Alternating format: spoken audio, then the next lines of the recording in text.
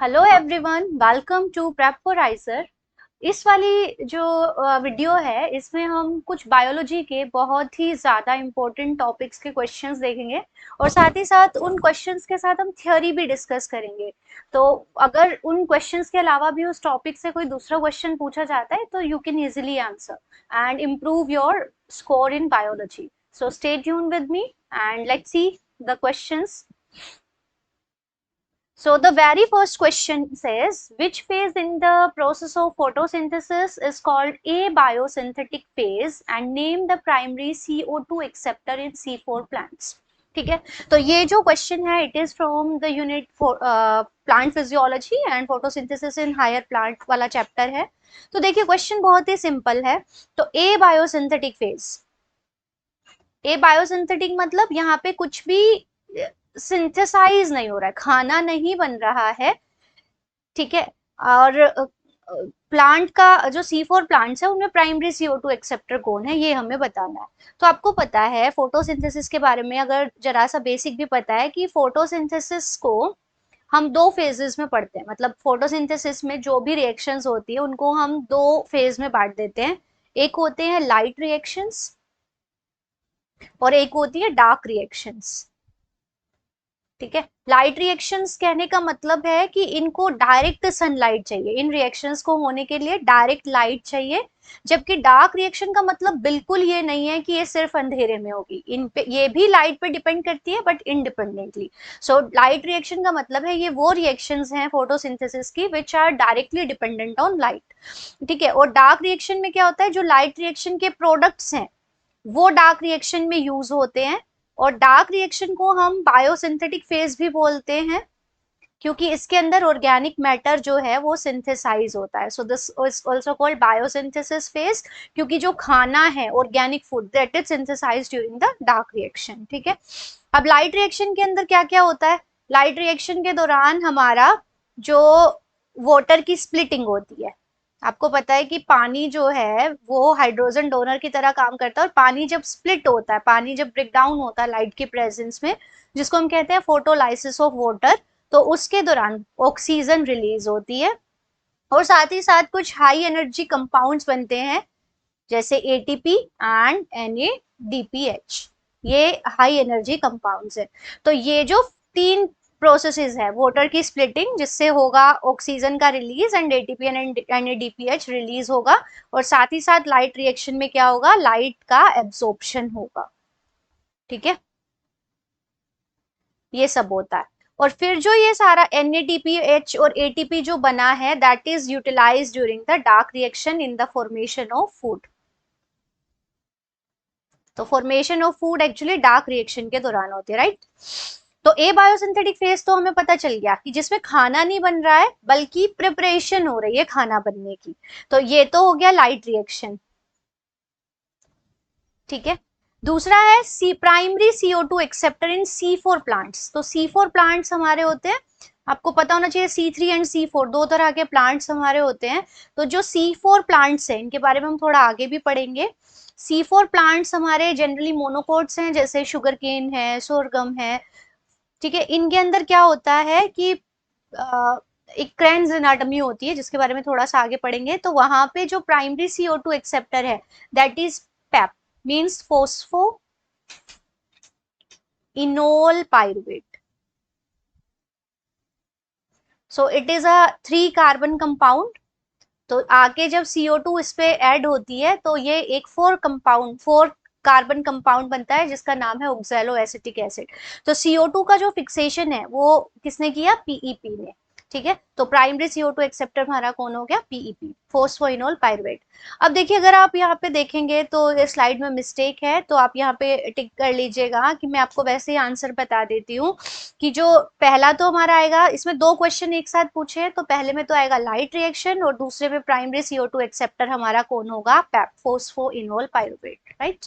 तो ये दो चीजें इसमें पूछी गई थी। Now moving to the next question, which of the following organ is the site for urea synthesis, ठीक है। अब ये जो टॉपिक है इट इज फ्रॉम एक्सक्रीशन, ठीक है, एक्सक्रीशन का टॉपिक है ये। तो आपको पता होता है कि भाई जो एक्सक्रीशन है वो बॉडी में होने वाली मेटाबॉलिक रिएक्शन से जो वेस्ट बनता है उसके रिमूवल को हम कहते हैं। अब हमारी बॉडी में जो प्राइमरी मतलब जो वेस्ट बनता है nitrogenous waste, that is ammonia, but ammonia is highly toxic, तो हमारी बॉडी में this ammonia is converted into urea. So human beings और बहुत से एनिमल्स ऐसे हैं जो अमोनिया को चेंज कर देते हैं यूरिया में, और फिर वो इस यूरिया को रिमूव करते हैं बॉडी से, और ऐसे एनिमल्स को हम कहते हैं यूरियोटैलिक एनिमल्स। ठीक है, तो अमोनिया का कन्वर्जन जो यूरिया में है, it occurs in the liver, और इस प्रोसेस में मतलब ये एक बहुत ही लंबी चौड़ी प्रोसेस है जिसको हम कहते हैं यूरिया साइकिल और ऑर्निथिन यूरिया साइकिल। तो अगर आपसे ये ना पूछा जाए कि भाई यूरिया सिंथेसिस कहाँ होता है, ये पूछ लिया जाए कि ऑर्निथिन यूरिया साइकिल कहाँ चलता है, तो भी आपका आंसर क्या होना चाहिए, लिवर। अब बहुत से बच्चे क्या सोचते हैं कि किडनी जो है वो एक्सक्रीशन से रिलेटेड है ना, तो किडनी को वो इसका आंसर बता सकते हैं, but no, that is not correct. पहले ammonia is converted into urea in the liver, and then this urea is removed from blood by the kidneys and is excreted out. तो ammonia का urea में conversion कहाँ होगा, liver में। So the right answer of this question is option c. ठीक है, अगला question देखिए हमारा क्या कहता है, ये C4 साइकिल के बारे में दिया है।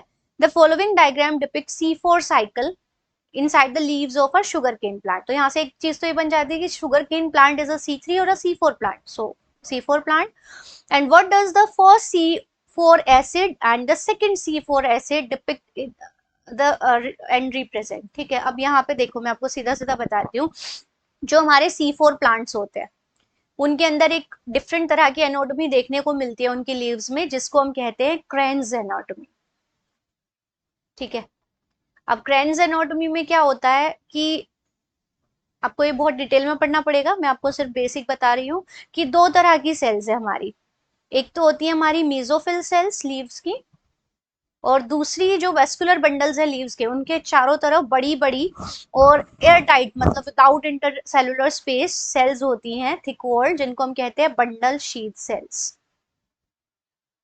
ठीक है, तो ये दो तरह की सेल्स है ऐसे, mesophyll cells and bundle sheath sales. अब आपको पता है प्लांट में जो सेल्स होती है they are interconnected by the help of junctions, जिनको हम कहते हैं प्लाज्मोडेस्माटा। तो ऐसे मैंने बना दिया है, ये आपकी मीजोफिल सेल है, ये आपकी बंडल शीथ सेल है। ठीक है, अब जो मीजोफिल सेल है वहां पे होता है प्राइमरी CO2 फिक्सेशन। आपसे ये पूछा जाए कि प्राइमरी CO2 फिक्सेशन कहाँ होता है, तो आपको आंसर करना है मीजोफिल सेल में। और सेकेंडरी CO2 फिक्सेशन मतलब कहाँ होता है, वो होता है आपका बंडल शीथ सेल में, ये भी आंसर याद रखना है। अब जो मीजोफिल सेल है वहां पे क्या होता है कि आपका CO2 आया, CO2 पानी से रिएक्ट करता है, पानी से रिएक्ट करके वो टूट जाता है, H2 ऐसे होता है ना, H2O plus CO2, they combine to form H2CO3 and this H2CO3 break down into H positive at bicarbonate ions. So this bicarbonate ion HCO3 negative is accepted by PEP, जैसा कि मैंने आपको पहले भी बताया था, phosphoenol pyruvate which is a 3 carbon compound, और ये दोनों मिलके बनाते एक 4 कार्बन कंपाउंड जिसका नाम है ऑक्सैलो एसिटिक एसिड। तो जो आपका प्राइमरी CO2 प्रोडक्ट है फिक्सेशन से जो बना, that is who sorry that is oxalo acetic acid. ठीक है, अब ये ऑक्सैलो एसिटिक एसिड के दो फेट हो सकते हैं, जनरली तो क्या होता है इसका रिडक्शन हो जाता है, या फिर क्या होता है इसका ट्रांसएमिनेशन होता है जिससे आपका मैलिक एसिड या फिर एस्पार्टिक एसिड बनता है, जनरली तो मैलिक एसिड। अगर ट्रांसएमिनेशन होगा तो एस्पार्टिक एसिड बनेगा, अगर रिडक्शन हुआ तो मैलिक एसिड बनेगा, which is again a 4 carbon compound. Now this 4 carbon compound enters the bundle sheath cell.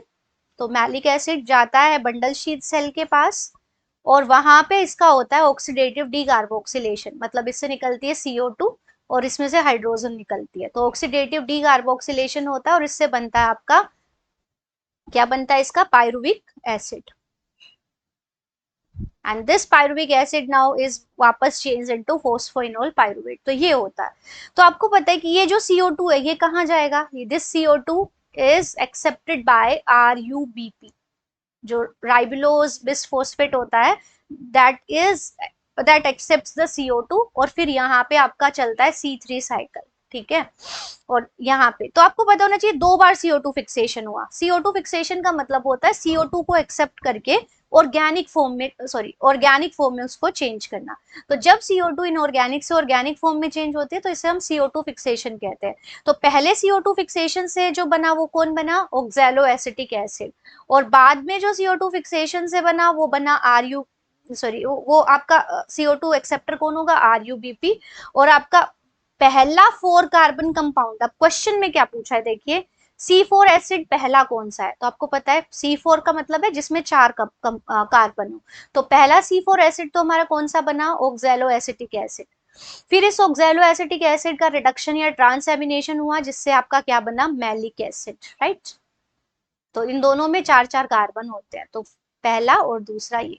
तो आंसर क्या हो जाएगा हमारा, malic acid and oxalo acetic acid. अगर सीक्वेंस पूछ ले, पहला आपका एक्चुअली ऑक्सैलो एसिटिक एसिड होता है और दूसरा आपका क्या होता है, मैलिक एसिड। तो आपको ये दिया तो उल्टा है, बट एक्चुअली क्या होता है, ये पहला है और ये आपका है दूसरा, right.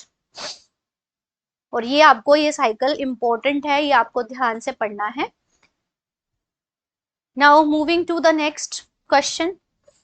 In which of the following steps of citric acid cycle FAD positive is reduced to FADH2? ठीक है, सिट्रिक एसिड साइकिल को हम बहुत सारे नाम से जानते हैं, TCA साइकिल बोल देते हैं इसको, हम क्रेब्स साइकिल भी बोल देते हैं।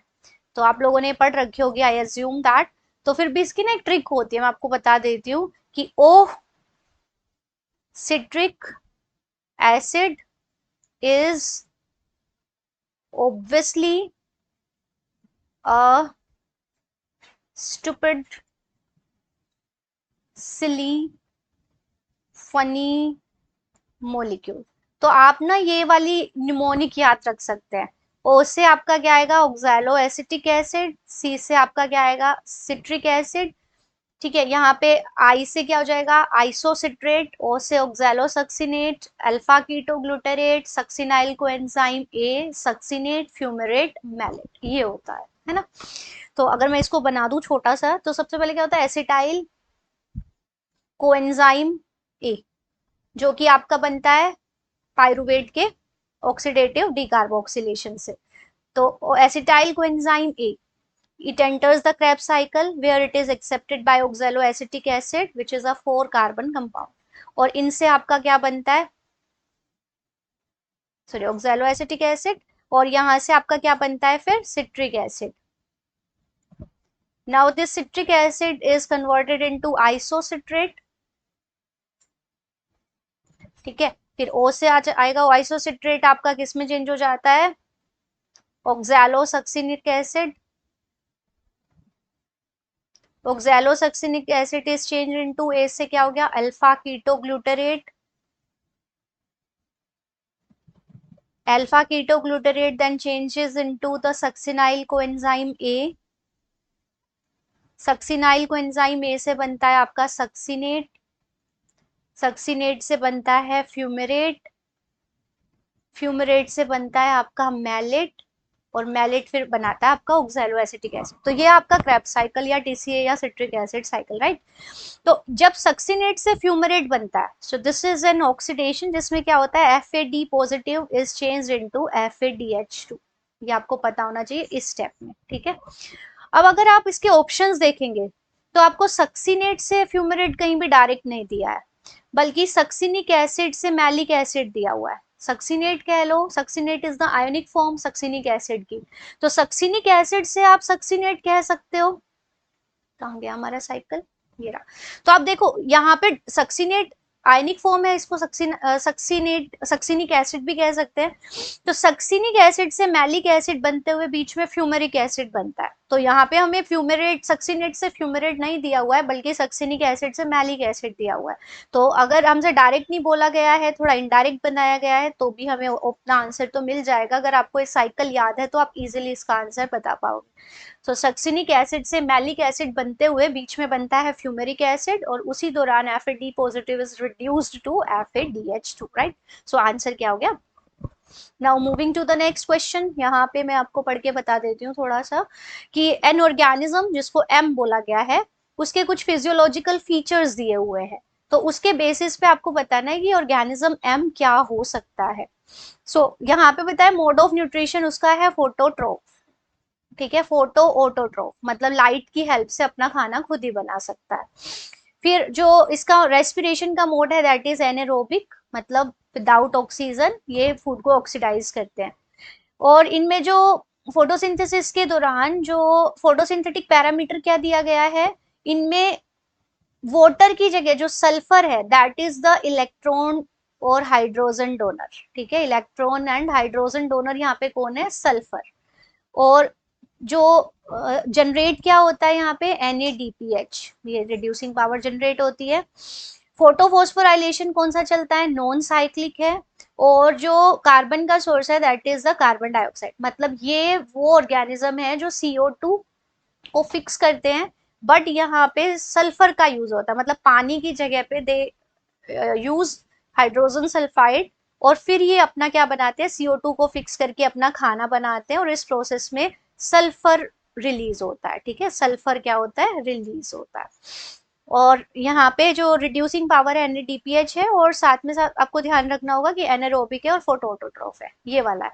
पहले ये ऑर्गेनिज्म H2S को ब्रेक डाउन करते हैं, तो पानी का ब्रेक डाउन नहीं है, जैसे हम नॉर्मल फोटोसिंथेसिस में पढ़ते हैं पानी टूटता है और उससे ऑक्सीजन रिलीज होती है, बट यहाँ पे पानी नहीं है, हाइड्रोजन का सोर्स कौन है, H2S, और जब ये टूटता है तो इससे सल्फर रिलीज होता है, ना कि ऑक्सीजन।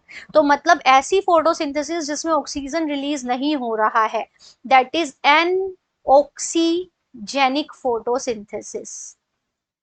आपको बहुत ही इंपॉर्टेंट क्वेश्चन मुझे लग रहा है ये, this is an oxygenic photosynthesis जिसमें ऑक्सीजन रिलीज नहीं हो रहा है, फोटोसिंथेसिस हो रहा है विदाउट ऑक्सीजन रिलीज, ठीक है। अब इसका कौन सा ऑर्गेनिज्म है, तो green bacteria, cyanobacteria, algae and dinoflagellates, ये आपके ऑप्शंस है।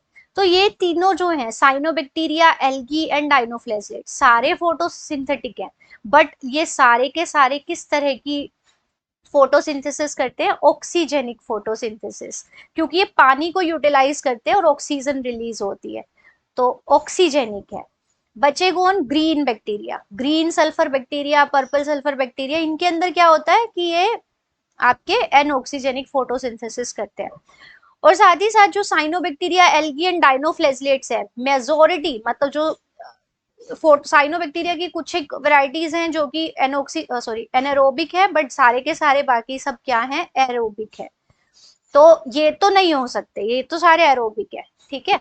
तो बचे कौन, एनारोबिक होते हैं हमारे ग्रीन बैक्टीरिया, ये सल्फर को ब्रेक डाउन करते हैं, मतलब इनमें ऑक्सीजन नहीं रिलीज होती, तो ये सारे के सारे जो फीचर्स हैं they are of green bacteria. So answer क्या आएगा, ग्रीन सल्फर बैक्टीरिया और purple sulphur bacteria, so this is option A. Moving to the next question. Shown below are some of the reactions that occur in metabolic pathways leading to complete oxidation of glucose during respiration. ठीक है, अब हम इन्हें ये reactions हमें दी है, इनको हमें सीक्वेंस में अरेंज करना है। तो बहुत ही सिंपल है, आपको थोड़ा सा आइडिया हो तो आपको पता है कि सबसे पहले जैसे खाने का जब ऑक्सीडेशन होता है तो आपका जो ग्लूकोज है, ठीक है, which is a 6 carbon compound, पहले वो ब्रेक डाउन होता है into the 2 molecules of pyruvic acid और पायरुवेट, पायरुविक एसिड, और एक पायरुविक एसिड के अंदर 3 कार्बन होते हैं। और जो ये ग्लूकोज का ब्रेक डाउन है it occurs in the cytoplasm of cell and this break down of glucose is called the glycolysis, ठीक है, पता है आपको। अब इसके दौरान पहले आपके ना कुछ केमिकल बनते हैं, बहुत सारी रिएक्शन होती है, 10 रिएक्शंस होती है ग्लूकोज से पायरुविक एसिड बनते हुए, तो एक दौरान क्या बनता है हमारा, आपका बनता है पायरुवेट से आपका बनता है ग्लिसरैल्डिहाइड 3 फॉस्फेट, मतलब यहाँ पे बनता है DHAP, di hydroxy acetone phosphate, और आपका फिर ये किस में चेंज होता रहता है, ग्लिसरैल्डिहाइड 3 फॉस्फेट, ये है। और फिर ये ग्लिसरैल्डिहाइड 3 फॉस्फेट नीचे पायरुविक एसिड में चेंज होता रहता है, तो ये रिएक्ट मुझे लगता है कि आपको ये आता है, मैं इसको अज्यूम करके चल रही हूँ। अब ये पायरुविक एसिड माइटोकॉन्ड्रिया में एंटर करता है, ठीक है, और माइटोकॉन्ड्रिया में जाने के बाद ये इसका ऑक्सीडेटिव डीकार्बोक्सिलेशन होता है, CO2 रिलीज होती है, और यहाँ पे आपका क्या बनता है, एसिटाइल कोएंजाइम ए बनता है, which is a 2 carbon compound. ठीक है, तो 2 मॉलिक्यूल इसके बनते हैं। अब इस एसिटाइल कोएंजाइम ए ये किस में एंटर करता है, क्रेब्स साइकिल में, और क्रेब्स साइकिल के स्टेप्स मैंने आपको पीछे भी समझाए हैं, तो आप वहां से भी देख सकते हैं। तो आप देखिए सबसे पहले क्या हुआ, अगर आप देखें तो सबसे पहले di hydroxy acetone phosphate DHAP, ये रिवर्सिबल रिएक्शन है, ये चेंज होता रहता है G3P ग्लिसरल्डिहाइड 3 फोस्फेट में, और फिर ये चेंज होता है इनटू पायरुविक एसिड ग्लाइकोलिसिस में। तो पहला तो स्टेप हमारा क्या आएगा, DHEAP से क्या बनता है हमारा G3P, तो सेकेंड। फिर ये पायरुविक एसिड आपका मैंने बताया किस में चेंज होता है, क्रेब्स साइकिल में एंटर करने से पहले it is change into acetyl coenzyme में, मतलब पहला। ठीक है, फिर एसिटाइल कोएंजाइम ए आपका क्रेब्स साइकिल में एंटर करता है, और फिर वहां पे ये कंबाइन करता है ऑक्सैलो एसिटिक एसिड के साथ, और फिर क्या बनता है आपका सिट्रिक एसिड। ठीक है, तो ये कौन सा स्टेप हो गया हमारा, थर्ड। और फिर सिट्रिक एसिड मैंने अभी स्टेप्स बताए थे, ये चेंज होता है इनटू आइसोसिट्रेट से अकोनिटेट, सब में चेंज होता है, और सिट्रेट फिर लास्ट में आपका क्या बनता है, फ्यूमरेट से मैलेट बनता है ना, ये मैंने आपको भी बताया था। तो सीक्वेंस क्या आएगी, second 1 3 4, so answer will be option A. तो पेपर में जाने से पहले आप ये पूरे का पूरा जो ओवरव्यू है इसको ले लेंगे, तो आप इजीली बहुत सारे क्वेश्चन यहाँ से कर पाएंगे, right. Now moving to the next question, बहुत ही सिंपल है, अच्छा प्यारा सा क्वेश्चन है। Key features in the evolution of animal kingdom against time scales are shown in figure. तो आपको बताना है, इससे पहले हमें ये चेंज करना पड़ेगा इंक कलर। ठीक है, अब आपको पता है कि जो हमारे फिश होती है, फिश, एम्फीबियंस, रेप्टाइल्स, बर्ड्स यानी aves and mammals, these are the classes of subphylum vertebrata. ठीक है, कोर्डेट्स के अंदर आप पढ़ते हो वर्टिब्रेट्स, तो ये सारे आपके क्या हैं, वर्टिब्रेट्स। और वर्टिब्रेट्स क्या होते हैं, जिनके अंदर वर्टिब्रल कॉलम होता है, चाहे वो कार्टिलेजिनस हो चाहे वो बोनी। ठीक है, तो ये जो टाइम स्केल है, आपको इसमें क्या देखना है कि यहाँ पे एक तरफ फिश दी है, यहाँ पे आपको ये दिया हुआ है, तो फिश क्या है हमारी, फिश, और ये सारे के सारे आप देखेंगे तो ये वर्टिब्रेट्स हैं, क्योंकि इनके अंदर वर्टिब्रे प्रेजेंट है, तो पहला क्या आ जाएगा, वर्टिब्रे। फिर आप आगे चलेंगे, अब फिश के अंदर देखिए, फिश के अंदर आपको लोकोमोशन के लिए क्या मिलती है, फिन्स, और बाकी जो है मतलब फिशेज में आपको मिलती है फिन्स, और बाकी जो सारे के सारे बच गए, इनमें आपको क्या मिलते हैं, लिम्प्स, राइट। तो सेकंड पे क्या आ जाएगा आपके, लिम्प्स। ठीक है, अब लिम्स के बाद भी इनको ये एक तरह से की है, डाइकोटोमस आपकी की है, फिर एम्फीबियंस को अलग कर दिया, और बाकी 3 पे क्या है, 3 पे आपके कॉमन मिल गए मैमल्स, बर्ड्स, रेप्टाइल्स। तो मैमल्स, बर्ड्स, रेप्टाइल्स में ऐसा क्या है कि इनको एक साथ रखा गया, इन सब के अंदर एमनियोन प्रेजेंट होती है, तो ये सारे के सारे क्या होते हैं आपके एमनियोन्स। जो एक्स्ट्रा एम्ब्रियोनिक लेयर आपने पढ़ी होगी, chorion, amnion, yolk sac, allantois, तो एमनियोन जिनके अंदर होती है दे आर द एमनियोट्स, और एमनियोट्स के अंदर कौन आते हैं आपके, रेप्टाइल्स, एव्स एंड मैमल्स। ठीक है, तो एम्फीबियंस आपके क्या बच गए, लिम्स तो है, लेकिन लिम्स के साथ साथ इनके अंदर एक चीज एब्सेंट है, एन एमनियोट्स है, ये इनके अंदर एमनियोटिक कैविटी नहीं होती, तो ये हो गए आपके एन एमनियोट्स, और बाकी जो सारे हो गए दे आर द एमनियोट्स, यानी कि उनके अंदर होती है एम्ब्रियोटिक मेम्ब्रेन। तो बहुत ही प्यारा सा छोटा सा इजी सा क्वेश्चन है। तो फिशेस को अलग कर दिया बाकी सबसे, क्योंकि फिशेस में क्या है, फिन्स है, बाकी सब में क्या है, लिम्स। फिर एम्फीबियंस को बाकियों से अलग कर दिया, क्योंकि एम्फीबियंस एमनियोट्स हैं, जबकि बाकी सब एमनियोट्स हैं। ठीक है, और सब में कॉमन क्या है कि सबके सब वर्टिब्रेट्स हैं। तो अगर आपको ये की थोड़ी सी पढ़नी आती है तो इजीली क्वेश्चन हो जाएगा। तो आंसर क्या आएगा इस क्वेश्चन का, option B. I hope it is clear. Moving to the next question.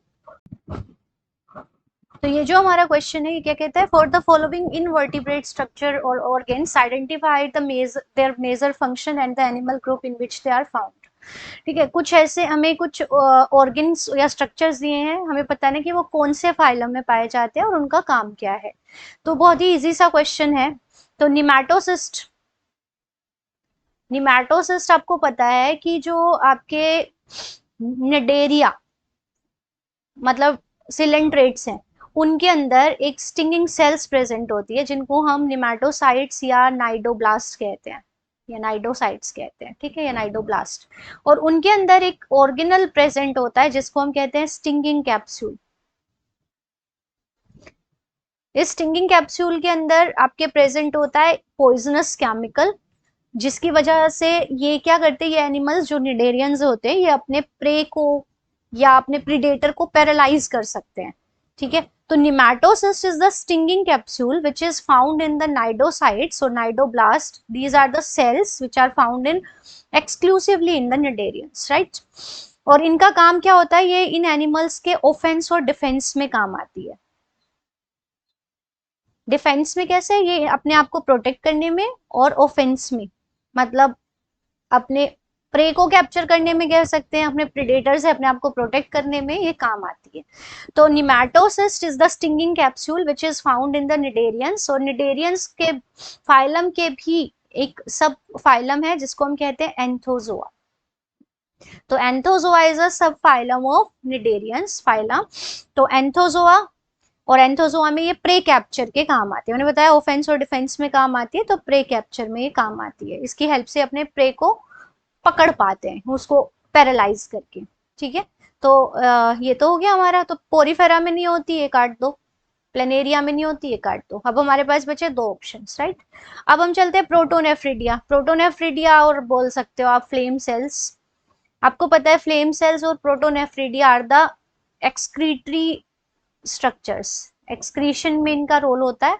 और ये आपको बेसिकली कौन से फाइलम का ये पर्टिकुलर फीचर है, आपका प्लेटीहेल्मिन्थ्स का, है ना।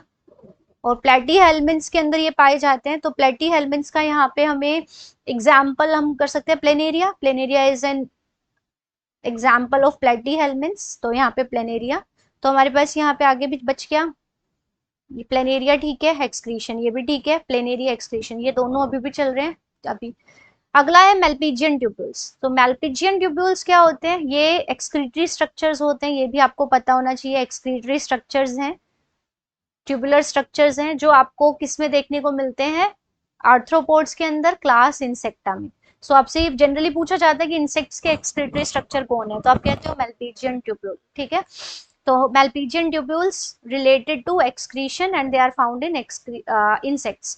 तो यहाँ पे देखें सी में मोलस्का, मोलस्का में थोड़ी ना है, ये तो आपके आर्थ्रोपोड्स के अंदर है, तो ये डिस्कार्ड कर दो। अब हमें आंसर अपना मिल गया ऑप्शन डी। फिर भी देख लेते हैं, एक्सक्रीशन के लिए होते हैं, इंसेक्ट्स में होते हैं, राइट। अगला radula. Radula is the respiring organ, एक फाइल लाइक रेस्पिंग ऑर्गन होता है जो कि बक्कल कैविटी में प्रेजेंट होता है मोलस्क के। और ये क्या करता है, इसकी हेल्प से, जैसे मोलस्क है, किसी एल्गा को खाना है इनको, और वो किसी चट्टान पे उगी हुई है, ग्रो की हुई है, तो ये उस एल्गा को उसमें से उखाड़ने के लिए ये यूज करते हैं, रेस्पिंग के लिए। फाइल जैसा स्ट्रक्चर होता है, शार्प। तो मोलस्का का एक फीचर होता है, आपने ध्यान से पढ़ा होगा तो, कि मोलस्का की बक्कल कैविटी के अंदर एक रेस्पिंग ऑर्गन प्रेजेंट होता है file like, which is called radula, and it helps in food processing, और फूड को अपने मतलब ये आपके न्यूट्रिशन से रिलेटेड है। तो मोलस्क में फूड प्रोसेसिंग, तो आंसर हमारा क्या आ जाएगा इस क्वेश्चन का, ऑप्शन डी, ठीक है। मूविंग टू द नेक्स्ट, बहुत इजी है। विच of the following is exclusively marine. तो मरीन वो होते हैं जो सॉल्टी वाटर में रहते हैं। अब आपको ये बात ध्यान रखनी है, इंपॉर्टेंट चीज मैं आपको बता देती हूँ, कि जो आपके इन्वर्टिब्रेट्स हैं, इन्वर्टिब्रेट्स के अंदर आपको 3 फाइलम याद रखने हैं। एक तो आपके टिनोफोरा, ठीक है, दूसरे आपके इकाइनोडर्म्स, और तीसरे आपके हेमिकॉर्डेट्स। ये 3 फाइलम ऐसे हैं जिनके कोई भी मेंबर फ्रेश वाटर में नहीं पाए जाते। इसका मतलब दे आर एक्सक्लूसिवली मरीन। तो ये बात आपको ध्यान रखनी है। अगर इन्वर्टिब्रेट्स में आपसे पूछे कि फाइलम कौन कौन से हैं जिनके अंदर, जिनके which are exclusively marine, so you have to answer ctenophora, echinodermata and the hemichordates. तो इनमें देखो निडेरिया नहीं है, इकाइनोडर्मेटा है, एनिलिडा नहीं है, पोरिफेरा नहीं है, तो आंसर क्या आ जाएगा, ऑप्शन बी। बहुत ही सिंपल है। Moving to the next, which of the following combinations of phylum and description is correct। Again ये एनिमल किंगडम से है, तो आपको ध्यान रखने पड़ेंगे इनके फीचर्स। देखिए एलिमिनेट करते चलते हैं। इकाइनोडर्म बेटा सही बात है। रेडियल सिमेट्री होती है लार्वा में, गलत बात है। सिलोम होती है, ये सही बात है। आपको पता होना चाहिए इकाइनोडर्म्स के अंदर जो जनरली पूछा जाता है कि इकाइनोडर्म्स का जो लार्वा होता है that is more advanced because it has bilateral symmetry. ठीक है, ये बहुत ही इंपॉर्टेंट चीज है इकाइनोडर्म्स के बारे में। इकाइनोडर्म्स के बारे में आपको दो चीजें बिल्कुल तीन चीजें बढ़िया। एक तो एक्सक्लूसिवली मरीन है, दूसरा इनके लार्वा में बाइलेटरल सिमेट्री होती है, जबकि इनके जो अडल्ट होते हैं दे हैव रेडियल सिमेट्री। ये चीज बहुत ही अच्छे से ध्यान रखनी है। तीसरा याद रखना, इनके अंदर वाटर वेस्कुलर सिस्टम प्रेजेंट होता है। ठीक है, ये तीन बातें। तो पहली तो गलत हो गई है। अगला है निमेटोडा। निमेटोडा को राउंड वॉर्म्स भी कहते हैं क्योंकि इनकी बॉडी सिलेंड्रिकल होती है, तो कट करते हैं तो क्रॉस सेक्शन में राउंड आती है, राइट। तो राउंड वॉर्म्स है। अब इनका जो स्केलेटन है, निमेटोड्स के स्केलेटन के बारे में आपको याद रखना है कि इनके अंदर कोई स्पेशल हमारी तरह हड्डियां तो नहीं है, बट इनकी बॉडी जो कैविटी होती है स्यूडोसिलोम, उसके अंदर फ्लूइड भरा होता है। तो वो किसकी तरह से काम करता है, हाइड्रोस्केलेटन की तरह से। मतलब एक वाटर से भरी हुई कैविटी होती है इनके अंदर जो स्यूडोसिलोम, और ये जो फ्लूइड है ये हाइड्रोस्केलेटन की तरह, मतलब ये बॉडी को एक प्रॉपर शेप देता है ये। ठीक है, और साथ ही साथ कुछ के अंदर जो पैरासिटिक फॉर्म है उनके अंदर बाहर क्यूटिकल प्रेजेंट होती है जो कि एक्सोस्केलेटन है। तो इनके अंदर ऐसा इंटरनल स्ट्रक्चर नहीं है। इनका जो हाइड्रोस्के वाटर से भरी हुई कैविटी है that is acting as the skeleton, तो ये तो नहीं हो गया। अगला है प्लेटी हेलमिन्स, राइट। प्लेटी हेलमिन्स की जो बॉडी है दैट इज डोर्सोवेंट्रली फ्लैटेंड, तो इसको हम फ्लैटवर्म्स कहते हैं। और इनके अंदर कोई बॉडी कैविटी नहीं होती because they are acoelomates, right. And they have gastrovascular cavity, this is true. Platyhelminthes में क्या होता है कि ऐसे, आपको पता होना चाहिए, एक ब्लाइंड सेक बॉडी प्लान होता है इनका। इनकी जो डाइजेस्टिव सिस्टम होती है, इनकी जो गट होती है, they have digestive system except tapeworms. तो इनके डाइजेस्टिव सिस्टम में एक ही ओपनिंग होती है which is acting as mouth as well as anus, तो इनकम्प्लीट डाइजेस्टिव सिस्टम इनका होता है। और ये जो डाइजेस्टिव सिस्टम होता है ये खाने को डाइजेस्ट भी करता है और साथ ही साथ ये चीजों को ट्रांसपोर्ट करने में भी हेल्प करता है। मतलब ये इनके वेस्कुलर सिस्टम की तरह से भी काम करता है क्योंकि इनके अंदर कोई वेस्कुलर सिस्टम एज सच नहीं होता। तो इस तरह की जो बॉडी मतलब कैविटी स्पेस है which is acting as the gastrovascular stomach के लिए आया है, तो डाइजेशन में भी हेल्प करता है और वेस्कुलर सिस्टम की तरह से भी। तो ये प्लेटी हेलमिन्स में होता है, राइट। तो आंसर आ गया हमारा ऑप्शन ए। अगर हम अगला ऑप्शन देखें तो ओरिफेरेंस के अंदर गैस्ट्रोवेस्कुलर कैविटी, ना ना ना ना, सिलोम का तो मतलब ही नहीं है। तो ऑप्शन क्या आ गया हमारा, ऑप्शन सी। ठीक है, तो राइट आंसर क्या आ गया, option C. Moving to the next question. Mitochondria are the site for oxidative phosphorylation. ठीक है, ऑक्सीडेशन से यहाँ पे क्या बनती है, फोस्फोराइलेशन, मतलब एडीपी में फॉस्फेट जुड़ के और एटीपी का सिंथेसिस होता है। और यहाँ पे इलेक्ट्रॉन ट्रांसपोर्ट चेन होती है माइटोकॉन्ड्रियल मेम्ब्रेन में। तो क्योंकि एटीपी सिंथेसाइज होती है तो इनको हम कहते हैं power house of the cell. तो select the correct statement about mitochondria. तो माइटोकॉन्ड्रिया के बारे में पढ़ते चलो। They are present in all prokaryotes, no no no, they are not present in prokaryotes क्योंकि माइटोकॉन्ड्रिया कैसी है, डबल मेम्ब्रेन बाउंड ऑर्गेनल है, दो मेम्ब्रेन्स होती हैं, राइट। तो डबल मेम्ब्रेन बाउंड ऑर्गेनल्स तो प्रोकैरियोट्स में है ही नहीं, सो ये तो काट दो आप। They are present only in aerobic prokaryotes, फिर से बोल दिया प्रोकैरियोट्स, किसी भी प्रोकैरियोट्स में नहीं है भाई। अगला है they are present in all living cells, तो सारी लिविंग सेल्स में तो फिर से प्रोकैरियोट्स आ गया, गलत बात। They are present only in the eukaryote, so this is a true statement कि जो माइटोकॉन्ड्रिया है वो मेम्ब्रेन बाउंड ऑर्गेनल है और मेम्ब्रेन बाउंड ऑर्गेनल्स आपको कहाँ मिलेंगे, यूकैरियोट्स के अंदर। So option D is the correct one. Moving to the next. यहाँ पे हमें इजी क्वेश्चन है, ये भी बड़ा है पढ़ने में। Select the correct statement out of the following, तो करेक्ट पढ़ते चलो, करेक्ट इनकरेक्ट छाटते चलो। पहला है cell membrane is selectively permeable, सही बात है। सेल मेम्ब्रेन और प्लाज्मा मेम्ब्रेन सिलेक्टिवली परमिएबल होती है क्योंकि वो कुछ मॉलिक्यूल्स को अपने थ्रू पास होने देती है सिलेक्टेड चीजों को, तो सही बात है। तो plasma membrane is selectively permeable क्योंकि ये कुछ सिलेक्टेड चीजों के लिए ही परमिएबल होती है, राइट। अगला है many molecules can move across the plasma membrane without any energy, यहाँ तक तो ठीक है। And this is called active movement, तो एक्टिव बोल दिया तो एक्टिव में तो क्या होता है, एनर्जी का यूज होगा, एनर्जी एक्सपेंडिचर होगा। विदाउट एनर्जी तो कैसा ट्रांसपोर्ट होता है, पैसिव, तो ये क्या हो गई, गलत। अगला है neutral molecules can cross membrane by simple diffusion, सही बात है।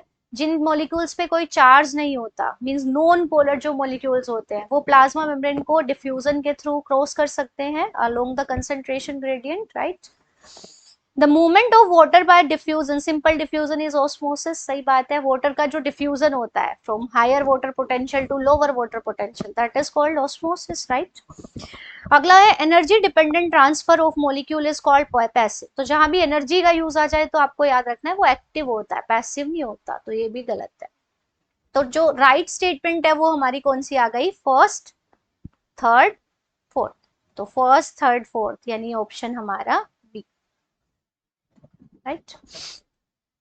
अगला क्वेश्चन है, unlike animal cells plant cells are characterised by presence of a large central vacuole. ठीक बात है, प्लांट्स के एक फीचर होता है कि उनकी सेल में एक बड़ा सा सेंट्रल वैक्यूल होता है, और ये central vacuole performs varieties of functions during plant growth and development. One of these functions is similar to the performed function by lysosomes in animal cells. Which of the following represents functions of vacuole in plants? Simple सा है, confuse करने के लिए lysosomes का जिक्र कर दिया, वरना ठीक है। तो प्लांट्स के अंदर जो सेंट्रल वैक्यूल होता है उसके फंक्शन क्या क्या होते हैं, तो वैक्यूल क्या करता है यहाँ पे, स्टोरेज का काम करता है। मतलब ये पानी को, वाटर को कह सकते हैं, आयंस को, वेस्ट को, सेकेंडरी मेटाबोलाइट्स को, ये स्टोर करके रखता है। ठीक है, तो पहला स्टोरेज है वाटर का, सोल्ट्स का, आयन का, ठीक बात है, ये वैक्यूल का फंक्शन है। दूसरा सेल एक्सपेंशन, तो ठीक बात है, जब ये वैक्यूल है, जैसे सेल है इसके अंदर, ये वैक्यूल है, तो इसके अंदर जो केमिकल भरे होंगे, तो ये एक टर्गर प्रेशर, वाटर के कारण ये क्या, यहाँ पे टर्गर प्रेशर लगाएंगे। टर्गर प्रेशर लगाएंगे तो सेल वॉल के साथ, मतलब ये वॉल के पे प्रेशर लगाएंगे, जिसकी वजह से सेल एक्सपेंड होगी, सेल की ग्रोथ होगी, ये भी बात ठीक है। अगला है storage of metabolic waste products, ठीक बात है, सारे वेस्ट सेकेंडरी मेटाबोलाइट्स को स्टोर करके रखता है वैक्यूल। अगला है डिग्रेडेशन, तो जैसा कि यहाँ से बताया, perform by lysosomes in animal cell.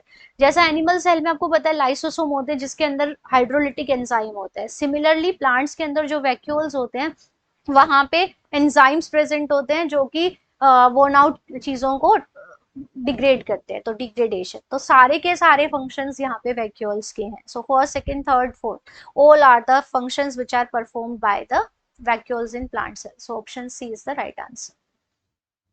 Moving to the next, एक गैमेट विद प्लॉइडी, यहाँ पे गैमेट है और गैमेट की प्लॉइडी मतलब क्रोमोसोम, क्रोमोसोम की जो पेयरिंग है वो दर्शाता है प्लॉइडी, तो 4n है। Is the product of its mother gamete, mother gametes whose amount of chromosome and ploidy after S phase। अच्छा ठीक है, कहते हैं गैमेट है जो 4n है, ये किसी मदर सेल से बना है, कोई भी मदर सेल है गैमेट बनाने वाली, ठीक है। इस मदर सेल की प्लॉइडी क्या होगी और अमाउंट ऑफ क्रोमोसोम क्या होगा, अमाउंट ऑफ क्रोमोसोम का मतलब अमाउंट ऑफ डीएनए से है एस फेज में। तो आपको पता है कि अगर गैमेट 4n है तो इसको बनाने वाली सेल क्या होगी 8n, क्योंकि गैमेट किससे बनते हैं, मियोसिस से। तो मियोसिस हुआ, इसको बनाने वाली जो सेल है उसके अंदर 8n था, हाफ हो गया क्रोमोसोम का नंबर, 4n हो गया। अब एस फेज में आपको पता है, मान लो इसके पास मैं कह दूं कि शुरू में ये सेल के पास जो डीएनए का अमाउंट था वो 2c था, ठीक है, क्या था, 2c था, अच्छा सॉरी, ठीक है 1c था, शुरू शुरू में मानते हैं 1c था। तो जब इस मदर सेल के अंदर एस फेज आया तो डीएनए का अमाउंट डबल हो गया, एस फेज में डीएनए रेप्लिकेशन होता है, और 1c से क्या बन गया ये 2c। फिर मियोसिस हुआ और गैमेट के पास ये क्या बन गया वापस 1c। तो जो मदर सेल है उसके पास क्रोमोसोम की जो प्लॉइडी है वो क्या होगी 8n, तभी तो गैमेट बनेगा मियोसिस में, उसमें 4n होगी। और गैमेट के पास जो हैप्लॉइड कंटेंट ऑफ डीएनए होता है 1c, तो इसको जो बनाने वाली सेल है वो शुरू में 1c थी मान लो, तो उसके अंदर आपका जो डीएनए एस फेज में डबल हो गया, तो कितना हो गया, डबल हो गया 2c, और फिर वो चला गया इसके अंदर, ठीक है। तो ऑप्शन क्या आ जाएगा हमारे पास, option B.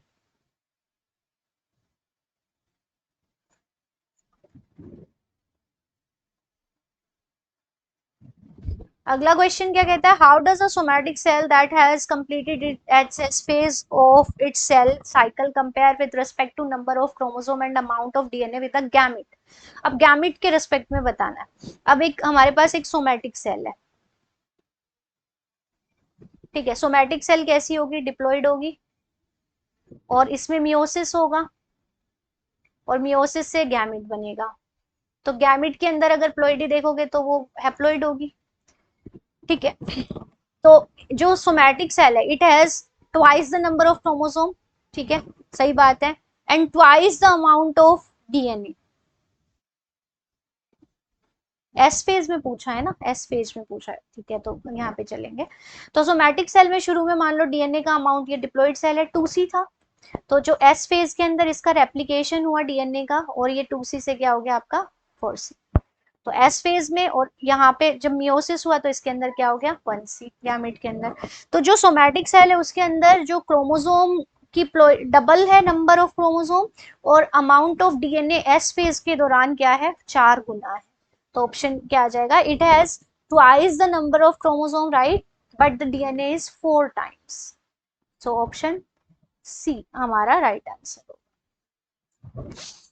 Moving to the next question, a mitotic drug inhibits microtubule formation. Which of the following stages of karyokinesis will be the first to get affected by drug? So no doubt अगर आप कोई ऐसी drug use कर रहे हैं जिससे cell का microtubule नहीं बन पा रहा है, मतलब माइटोटिक स्पिंडल ही नहीं बन पा रहा है, तो उससे सारी की सारी सेल साइकिल अफेक्ट होगी। बट सबसे पहले कौन सा फेज अफेक्ट होगा, कैरियोकाइनेसिस। कैरियोकाइनेसिस मतलब न्यूक्लियर डिवीजन, जिसमें आप क्या पढ़ते हो, 4 फेजेस होते हैं, prophase, metaphase, anaphase and telophase, right. तो आपको पता होना चाहिए कि माइक्रोट्यूब्यूल फॉर्मेशन यानी जो आपका स्पिंडल फॉर्मेशन है वो कौन से फेज में शुरू होता है, प्रोफेज में, ठीक है। तो आपको अगर कोई ड्रग हम यूज कर रहे हैं जो माइटोटिक स्पिंडल बनने ही नहीं दे रही है, तो सबसे पहले वो कौन से फेज को अफेक्ट करेगी, प्रोफेज को, बाकी सब तो बाद में अफेक्ट होंगे। सो आंसर क्या आएगा इस क्वेश्चन का, option C. Moving to the next, meiosis involves. So meiosis में आपको पता होना चाहिए क्या होता है, एक सेल है हमारी, एक सेल है, ठीक है, ये इसका न्यूक्लियस है, ये इसके क्रोमोसोम। अब ये क्या करती है मियोसिस, पहले सेल इंटरफेज में जाएगी, इंटरफेज में मान लो इसके पास जो अमाउंट ऑफ डीएनए है वो शुरू में क्या है 2C है, और इसमें क्रोमोसोम का नंबर है 2 है, राइट। इंटरफेज के दौरान एस फेज होता है सेल साइकिल का, जिसमें डीएनए डबल हो जाता है। तो ये जो सेल है इसके अंदर क्रोमोसोम का नंबर तो अभी भी कितना है 2N ही है, लेकिन इसका डीएनए डबल होके कितना हो गया 4C। अब इस सेल में डिवीजन होगा, कैरियोकाइनेसिस होगा, मियोसिस 1 से सेल 2 सेल बनाएगी, डॉटर सेल्स। तो क्रोमोसोम का नंबर दोनों को आधा आधा मिलेगा, और डीएनए इनको मिलेगा 2C, ठीक है। अब ये सेल फिर से इंटरफेज में नहीं जाएगी, मतलब इनमें फिर से एस फेज नहीं होगा, ये सेल फिर से डिवाइड करेगी 2 सेल में, और ये फिर से डिवाइड करेगी 2 सेल। इन सेल के अंदर नंबर ऑफ क्रोमोसोम तो 1 1 नहीं रहेगा, हैप्लॉइड हो गया ऑलरेडी, और अमाउंट ऑफ डीएनए हाफ हो जाएगा, 1C 1C 1C 1C। तो आप देख रहे हैं कि सेल ने जो डीएनए रेप्लिकेशन है, डीएनए रेप्लिकेशन वो तो कितनी बार हुआ, एक बार, ठीक है। डिवीजन कितनी बार हुआ, 2 बार। तो यहां से देखें, पहला तो काट दो, 2 साइकिल्स ऑफ डीएनए रेप्लिकेशन जिसमें भी है वो काट दो, डीएनए रेप्लिकेशन एक ही बार होगा, बचे 2, 1 साइकिल और each of DNA replication, 1 cycle each of. अब न्यूक्लियर डिवीजन कितनी बार हो रहा है, 2 बार, है ना, न्यूक्लियस 2 बार डिवाइड कर रहा है, एक बार 1 से 2 बनी, दूसरी बार 2 से 4 बनी, तो ये भी काट दो। तो 2 साइकिल्स होगी न्यूक्लियर डिवीजन की, और 2 बार ही साइटोप्लाज्म डिवाइड होगा, 2 डिविजन हुए ना, तो मियोसिस 1 एंड मियोसिस 2। तो आंसर क्या आ जाएगा, option D. Moving to the next, which of the following the following events are associated with meiosis. आपको इनको अरेंज करना है, तो आपको पता होना चाहिए कि मियोसिस में आपकी जो प्रोफेज 1 है, प्रोफेज 1 को हम बांट देते हैं 5 फेजेस में। क्या क्या होती है, लैप्टोटिन, जाइगोटिन, पिकाइटिन, डिप्लोडिन एंड डाइकाइनेसिस। और आपको इनसे रिलेटेड इवेंट्स पता होने चाहिए। ठीक है, लेप्टोटीन में क्रोमोसोम कंडेंस होना शुरू हो जाते हैं। जाइगोटीन में क्या होती है, synapsis, pairing of homologous chromosome. और साइनेप्सिस होने के लिए एक प्रोटीनस कॉम्प्लेक्स बनता है क्रोमोसोम्स के बीच में, जो क्रोमोसोम्स की पेयरिंग में हेल्प करता है। और इस कॉम्प्लेक्स को हम क्या कहते हैं, साइनेप्टोनिमल कॉम्प्लेक्स। सो साइनेप्टोनिमल कॉम्प्लेक्स कौन से फेज में होता है, जाइगोटिन। पैकाइटिन में क्या होती है, क्रॉसिंग ओवर। और क्रॉसिंग ओवर होने से पहले बनते हैं रिकॉम्बिनेशन नोड्यूल्स, मतलब वो पॉइंट्स डिसाइड होते हैं जहां पे क्रोमोसोम की क्रॉसिंग ओवर होगी डीएनए की, है ना। तो क्रॉसिंग ओवर और रिकॉम्बिनेशन मॉड्यूल जो आपके नोड्यूल बनेंगे वो आपके बनते हैं पेकाइटिन में। और जो काइस्मेटा फॉर्मेशन है वो किस में होती है, डिप्लोटिन में। मतलब जो क्रोमोसोम है वो एक दूसरे से दूर हटना शुरू हो जाते हैं, बट वो जिन पॉइंट्स पे क्रॉसिंग ओवर हुई है उन पे साथ रहते हैं। तो वो जो पॉइंट्स है जहाँ क्रोमोसोम अब भी साथ हैं वो काइस्मेटा फॉर्मेशन है। और माइटोटिक स्पिंडल बनना कब शुरू होते हैं, आपके डाइकाइनेसिस फेज में। तो अब लगा दो हिसाब, रिकॉम्बिनेशन मॉड्यूल कब बने, पेकाइटिन में। ठीक है, तो ये आएगा फर्स्ट। ठीक है, फॉर्मेशन ऑफ मियोटिक स्पिंडल आपका कब हो रहा है, लास्ट में हो रहा है। तो फॉर्मेशन ऑफ काइस्मेटा आपकी डिप्लोटिन स्टेज में हो रही है। फॉर्मेशन ऑफ साइनेप्टोनिमल कॉम्प्लेक्स जाइगोटिन में। तो सबसे पहले तो 4 आ जाएगा। फिर क्या आ जाएगा आपका, रिकॉम्बिनेशन नोड्यूल का बनना। फिर क्या आ जाएगा आपका, चाइस्मेटा बनना। और फिर क्या आ जाएगा आपका मियोटिक स्पिंडल बनना। तो 4 1 3 2, 4 1 3 2 पहला ही ऑप्शन है, तो option number first. Next question question क्या कहता है, the number of correct statements amongst the following is. पहला, amino acids are substituted methane, सही बात है। अमाइनो एसिड में हम देखते हैं मिथेन होती है हमारी ये CH4। इसमें अगर हम एक हाइड्रोजन को सब्स्टिट्यूट कर दें कार्बोक्सिलिक ग्रुप से, एक हाइड्रोजन को किसी वेरिएबल R ग्रुप से और एक को किसी भी अमाइनो ग्रुप से, NH2 ऐसे करते, तो ये बन जाते हैं हमारे amino acids. So amino acids are substituted methane, सही बात है। आर ग्रुप इन सीरिन, अब आर ग्रुप के बेसिस पे बहुत तरह के अमाइनो एसिड्स होते हैं। अगर आर ग्रुप आपका हाइड्रोक्सी मिथाइल CH2OH है, तो आर ग्रुप अगर ये है तो इस अमाइनो एसिड का नाम क्या होता है, सीरिन। तो ये भी सही बात है। अगला है arachidonic acid. Arachidonic acid is an unsaturated fatty acid जिसमें 20 कार्बन होते हैं, सही बात है, इंक्लूडिंग द कार्बोक्सिलिक कार्बन, ये भी सही बात है। अरेकिडोनिक एसिड आपको ध्यान रखना है, अनसैचुरेटेड फैटी एसिड का एग्जांपल है जिसमें 20 कार्बन है। अगर कार्बोक्सिलिक कार्बन को हटा दोगे तो 19 बचेंगे, तो इंक्लूड बोला है तो सही बात है। अगला है ग्लिसरॉल। ग्लिसरॉल हमारा क्या होता है, ये होता है हमारा ग्लिसरॉल, तो ट्राई हाइड्रोक्सी प्रोपेन है हमारा, सही बात है, ट्रू है। लेसिथिन, लेसिथिन आपको पता है एक फोस्फोलिपिड है जिसका पूरा स्ट्रक्चर आपके एनसीईआरटी में दिया भी हुआ है, तो ये भी सही बात है। सो ऑल स्टेटमेंट्स, लेसिथिन याद रखना, लेसिथिन के अंदर जो फोस्फेट कंटेनिंग वाला, सॉरी जो एक और अल्कोहलिक पार्ट होता है दैट इज कोलिन, ठीक है। Lecithin is a phospholipid. तो सारी की सारी स्टेटमेंट्स ठीक है, तो 5 की 5 स्टेटमेंट्स ठीक है, तो answer will B D option. Now moving to the next question. A student has given 3 unlabeled permanent slides. In an effort to identify these specimens, she kept them under the microscope and observed the slides. अब features दिए हैं, पक्का जल्दी जल्दी करते हैं, छोटा सा क्वेश्चन है, इजी सा। यूनिसेलुलर है सारे के सारे, ठीक है, यहाँ छोड़ दो। एक में है 2 वेल डिफाइंड न्यूक्लियस और सेल वॉल नहीं है। तो आपको पता है पैरामीशियम जो होता है, पैरामीशियम की सेल में 2 न्यूक्लियस होते हैं। ऐसे पैरामीशियम का अगर डायग्राम याद है थोड़ा बहुत, पूरी सरफेस पे, सेल के सरफेस पे सिलिया प्रेजेंट होते हैं, सेल वॉल नहीं होती। 2 न्यूक्लियस होते हैं, एक मेगा न्यूक्लियस और एक माइक्रो न्यूक्लियस, है ना, मैक्रो और माइक्रो। तो ठीक बात है, ये पैरामीशियम का फीचर है। अगला है यूनिसेलुलर है, क्लोरोप्लास्ट है, न्यूक्लियस है, बाईफ्लैजिलेटेड है, विद अ सेल वॉल है। तो ये में क्या होता है, ऐसे नहीं आपने पढ़ा होगा,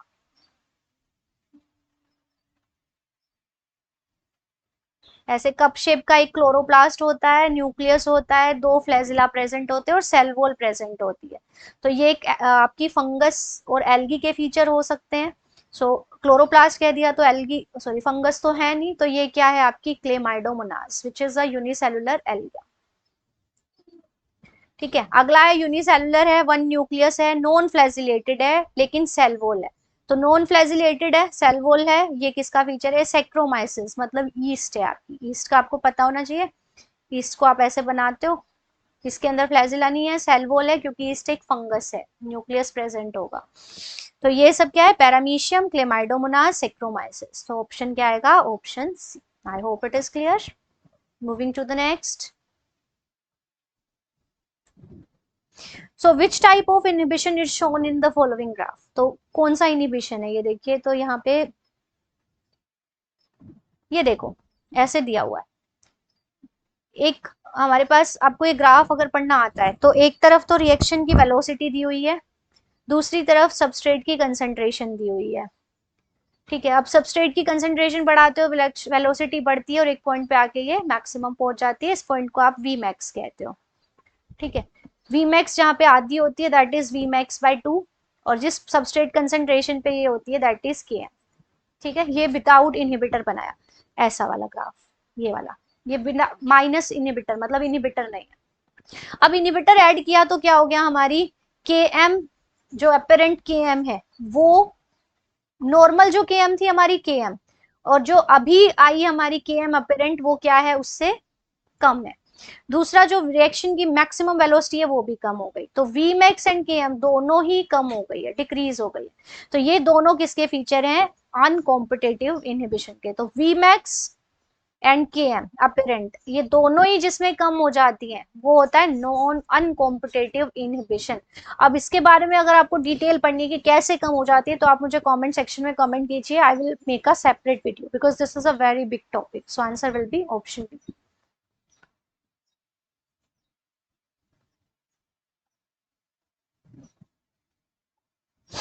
सो अगला क्वेश्चन हमारा है, biologist think that endosymbiosis gave rise to mitochondria before plastid partly because.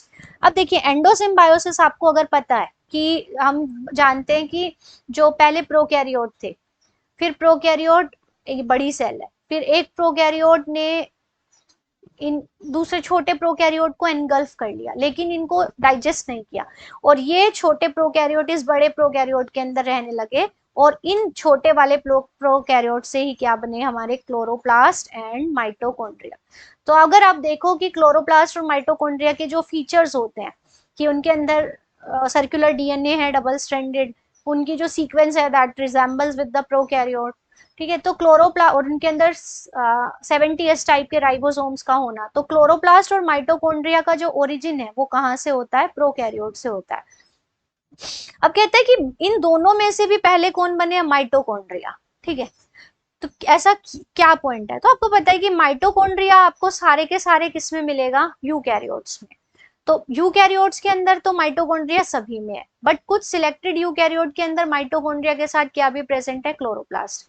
तो पहले भाई ये तो हुआ नहीं होगा ना कि कुछ के अंदर पहले क्लोरोप्लास्ट हुआ फिर उन्होंने माइटोकॉन्ड्रिया ले लिया, फिर कुछ क्लोरोप्लास्ट बिना वाले थे उन्होंने भी माइटोकॉन्ड्रिया ले लिया, ऐसा नहीं हुआ होगा। पहले आपके क्या बने? प्रोकैरियोट से यूकैरियोट बने। कौन से यूकैरियोट? जिनमें माइटोकॉन्ड्रिया है, क्लोरोप्लास्ट नहीं है।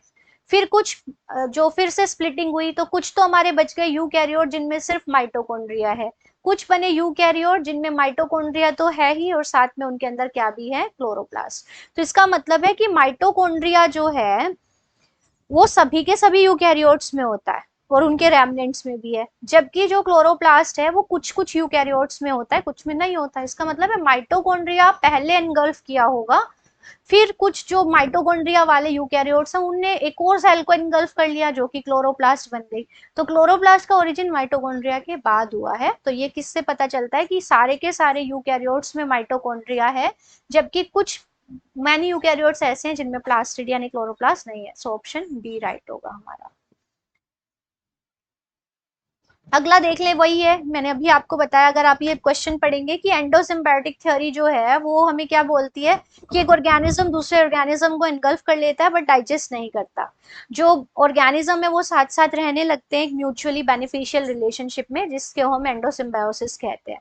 तो ये की इवोल्यूशनरी इवेंट है which led to formation of higher eukaryotic organism, plants और एनिमल्स। तो वो कौन से ऑर्गेनल्स हैं जो एंडोसिम्बायोसिस के थ्रू बने? तो अभी मैंने आपको बताया कि क्लोरोप्लास्ट एंड माइटोकॉन्ड्रिया, इनका जो ओरिजिन हुआ है वो एंडोसिम्बायोसिस से हुआ है। So option C is the right answer. ठीक है। अगला बहुत ही इंपॉर्टेंट, सॉरी बहुत ही छोटा सा क्वेश्चन है, विच of the following helps in bacterial motility? तो बैक्टीरिया दो तरह के होते हैं, motile and non motile. Motile मतलब जो मूव कर सकते हैं, और बैक्टीरिया में मोटिलिटी के लिए हेयर लाइक स्ट्रक्चर होते हैं फ्लैजिलिन प्रोटीन से बने हुए। तो फ्लैजिलिन प्रोटीन से बने हुए जो हेयर लाइक स्ट्रक्चर होते हैं, they are called the flagella. So flagella are for movement in bacteria. So ये तो बहुत ही simple question, option D is the right answer. ठीक है। तो अगर आपको इन क्वेश्चंस में कोई डाउट है, या फिर किसी क्वेश्चन से रिलेटेड आपको लग रहा है कि थ्योरी आपको डिटेल में चाहिए, तो आप मुझे कमेंट सेक्शन में कमेंट कीजिए। आज के लिए इतना ही। Thank you, have a nice day.